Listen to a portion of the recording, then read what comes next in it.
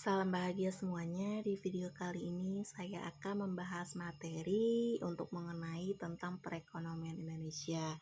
Sebelum itu izinkan saya memperkenalkan diri. Nama saya Purnama Sidi dari Prodi Manajemen dan saya salah satu mahasiswa Universitas Pancasakti Bekasi. Di video kali ini saya akan membahas salah satu topik yaitu tentang kebijakan moneter. Lanjut. Di sini ada untuk 7 poin materi yang akan saya paparkan dan saya jelaskan, yaitu ada pengertian kebijakan moneter, yang kedua tujuan kebijakan moneter, yang ketiga instrumen kebijakan moneter, dan yang keempat ada jenis-jenis kebijakan moneter, yang kelima ada macam kerangka strategi kebijakan moneter, yang keenam penentuan respon kebijakan moneter, dan yang terakhir di sini ada untuk kebijakan moneter siklus bisnis. Nah, yang di sini yang pertama ada untuk pengertian kebijakan moneter adalah proses mengatur persediaan uang sebuah negara untuk mencapai tujuan tertentu, misalnya menahan inflasi, mencapai pekerja penuh atau lebih sejahtera. Kebijakan moneter dapat melibatkan pengaturan standar bunga pinjaman atau margin requirement.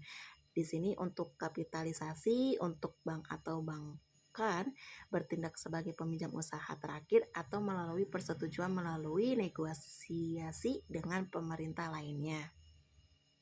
Nah, di sini ada untuk tujuan dari kebijakan moneter. Yang pertama, stabilitas ekonomi adalah suatu keadaan di mana pertumbuhan ekonominya berlangsung secara terkendali dan berkelanjutan. Artinya pertumbuhan arus atau barang jasa di sini berjalan yang seimbang. Kemudian yang kedua ada kesempatan kerja. Di sini akan meningkatkan bila produksi meningkat. Peningkatan produksi biasanya diikuti dengan perbaikan nasib para karyawan ditinjau dari segi upah maupun keselamatan kerja. Di sini perbaikan upah dan keselamatan kerja akan meningkatkan taraf hidup karyawan dan pada akhirnya kemakmuran dapat tercapai. Yang ketiga, kestabilan harga ditandai dengan stabilitas harga barang dari waktu ke waktu. Harga yang stabil menyebabkan masyarakat percaya bahwa membeli barang pada tingkat harga sekarang sama dengan tingkat harga yang akan datang, atau daya beli uang dari waktu ke waktu adalah yang sama. Nah, yang keempat di sini ada neraca pembayaran internasional dapat dikatakan dalam keadaan seimbang apabila jumlah nilai barang yang diekspor sama dengan nilai barang yang diimpor. Untuk mendapatkan neraca pembayaran yang seimbang, pemerintah sering menjalankan kebijakan moneter. Contohnya adalah dengan cara melakukan devaluasi. Yang kelima ada menjaga stabilitas dan pertumbuhan ekonomi. Nah, di sini banyaknya jumlah uang yang beredar meningkatkan kesempatan kerja, memperbaiki posisi neraca perdagangan dan neraca pembayaran jika negara mendevaluasi mata uang rupiah ke mata uang asing. Nah, di sini lanjut kita membahas tentang instrumen kebijakan moneter. Di sini untuk instrumen kebijakan moneter yang pertama ada kebijakan diskonto atau discount rate. Di sini merupakan instrumen kebijakan moneter yang mengukur melalui tingkat suku bunga bank. Nah, jadi di sini untuk kebijakan diskonto ini untuk dilihat dari tingkat suku bunga bank. Dan di sini juga kondisi di mana bank-bank umum meminjamkan dana kepada Bank Indonesia selaku bank sentral membuat peredaran jumlah uang teratur.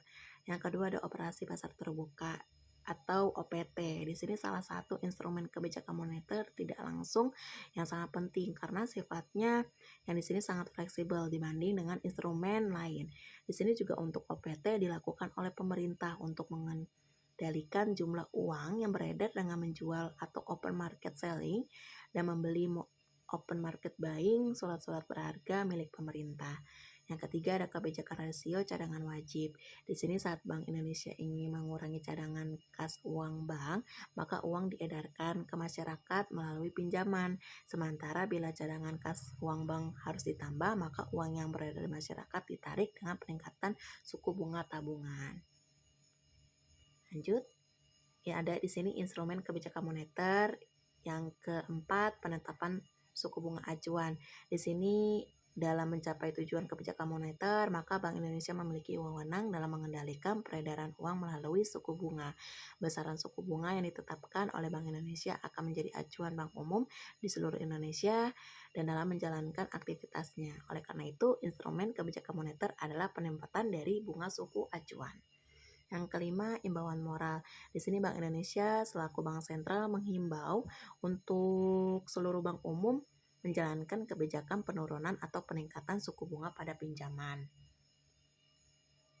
Nah, di sini ada jenis-jenis kebijakan moneter.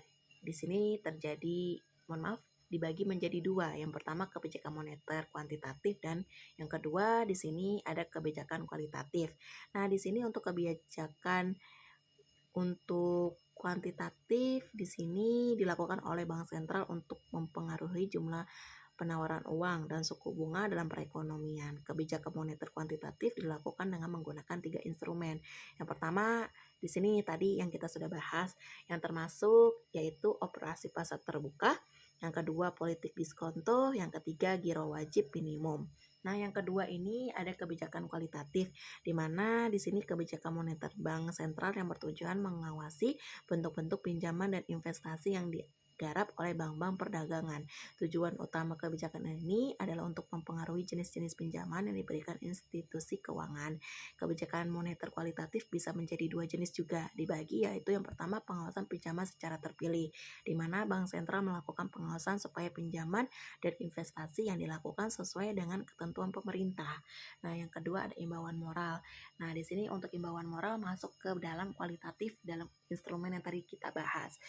Dan di sini imbauan dilakukan oleh bank sentral dengan menganjurkan bank-bank untuk melakukan penyesuaian dalam mengalokasikan dananya. Nah, di sini ada macam kerangka strategi kebijakan moneter. Yang pertama ada exchange rate targeting, merupakan strategi kebijakan dengan menetapkan nilai mata uang domestik terhadap harga komoditi tertentu yang diakui secara internasional seperti emas atau mata uang negara besar yang memiliki laju inflasi rendah. Yang kedua ada monetary targeting, merupakan di sini strategi kebijakan dengan menetapkan pertumbuhan jumlah uang beredar dengan harapan masyarakat dapat mengetahui arah kebijakan moneter. Yang ketiga di sini ada inflation targeting, merupakan strategi kebijakan dengan mengumumkan kepada publik mengenai target inflasi jangka menengah dan komitmen bank sentral untuk mencapai stabilitas harga. Nah, yang keempat di sini ada untuk implicit target. Di sini strategi kebijakan tanpa penargetan secara tegas, namun tetap memberikan perhatian dan komitmen untuk mencapai tujuan akhir kebijakan moneter. Nah, di sini ada untuk penentuan respon kebijakan moneter. Yang pertama ada rule-based policy. Di sini penempatan untuk kebijakannya dilakukan dengan merespon kondisi yang sedang terjadi sebagaimana telah diperhitungkan dalam formulasi penetapan instrumen kebijakan yang telah dilakukan sebelumnya. Nah, yang kedua ada discretion-based policy, di mana penempatan ini lebih mendasarkan pada evaluasi dari waktu ke waktu yang memperhitungkan kondisi yang sedang berlangsung serta menganggap perkembangan dan kebijakan masa lalu sebagai sesuatu yang tidak relevan. Nah, di sini yang terakhir kita bahas mengenai kebijakan moneter dan siklus bisnis. Di sini ada untuk arah kebukaan moneter.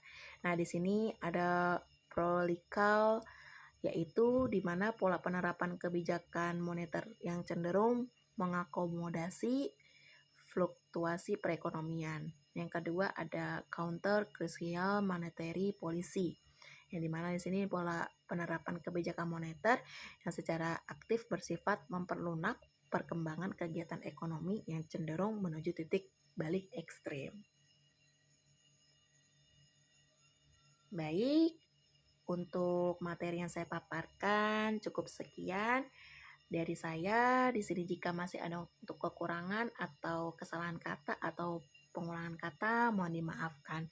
Terima kasih.